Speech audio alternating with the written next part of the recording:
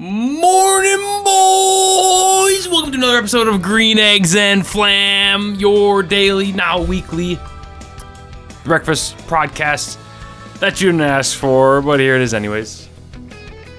Today's episode, we're playing Mario Kart. Mario Kart. So, of course, with the Switch 2 release, we got Mario Kart release. You know, nice little bundle together. Everyone's playing Mario Kart, not just me. I'm not special. I'm not saying I'm special. So, of course, Switch 2 comes out. Release Mario Kart. Not too bad of an idea. So what's new? Well, let me tell you. They got the open world. You got your costumes. Boom. Eating food from around the planet. Around the world, I suppose, right? Around the world. Unlocking all these cool costumes. You know, that's all fun and games. You got some P-switch challenges. You drive around, you hit a P-switch. You're not really sure where they are, and that's part of the discovery that I think they were going for. It's fun. What does it give you? Gives you a little sticker. You know, it is what it is. It's fine. And then you also got these little coin collectibles, and again, kind of just scattered around. This is actually used for something. Spoiler alert. You got to collect a certain number of coins, 10 coins, plus do all of the Grand Prix and the Knockout Tour stuff, single player, and that's how you unlock Mirror Mode. You know, pretty cool, right? But in my opinion, open world is not the best thing. Yeah. Knockout Tour. The goal is to not be eliminated. You gotta stay above the bottom of the pack. But the thing about it is, as all Mario Kart games, the closer you are, well, I guess the further you are of the back, the better items you get. So I found a really nice kind of middle ground of trying to stay near the bottom, just to keep two juicy items on you. And then right at the end, that's when you push. You send it. You popping your star. You're popping your grow shroom. Not just mushroom, but grow the big shroom. You're popping your big shroom.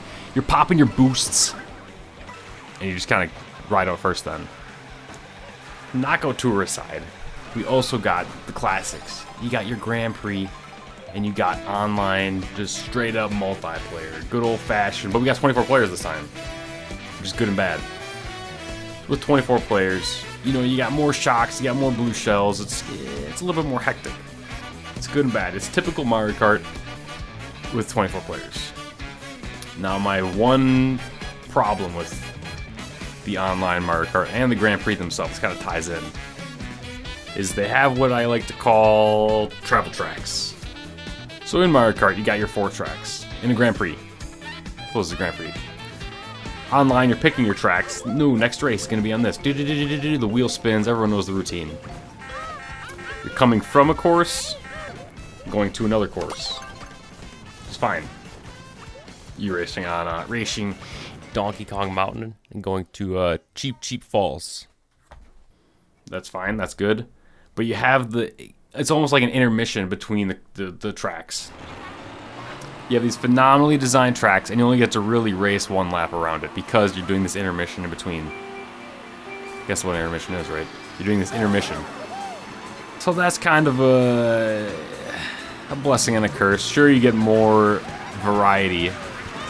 But I mean, you see some of these time trials that people do online. They're inventing these crazy skips and stuff, and you really only get to use them once or twice a race. Overall, I want to say this is one of the best Mario Karts.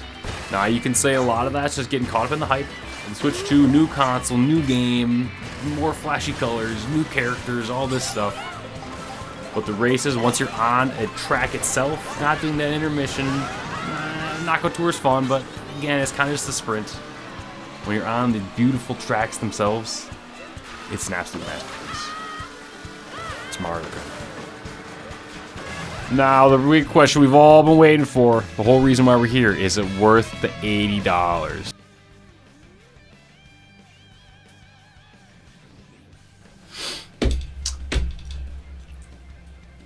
That's probably pretty loud. Mario Kart. Overall, Mario Kart. I just heard myself talking. This threw me off. Just put that over there. Is it worth the $80? Games are going to be $80 from here on out, going forward. It's definitely worth $50 with the bundle. Which this is not the bundle. But now I got this cool case. That's why I give it 1 flam out of flam. I got something better than that. And with that, boys, keep sipping. And as always, make sure your fly's up.